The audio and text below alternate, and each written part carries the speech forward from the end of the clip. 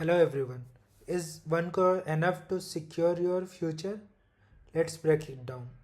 Sounds like a big number, right? But with rising inflation, 1 crore today won't be the same 20 years from now. Your housing would cost you around 70 to 80 lakhs. Kids' education will cost you 25 to 30 lakhs per child. Retirement, you may need at least 6 to 7 crore to retire comfortably if you are in your 30s today. So, what do you do? Start separately, increase investment as your income grows, diversify across equity, debt, and gold, and most importantly, don't depend on 1 crore alone. Remember, wealth is not about hitting a number, it's about planning wisely.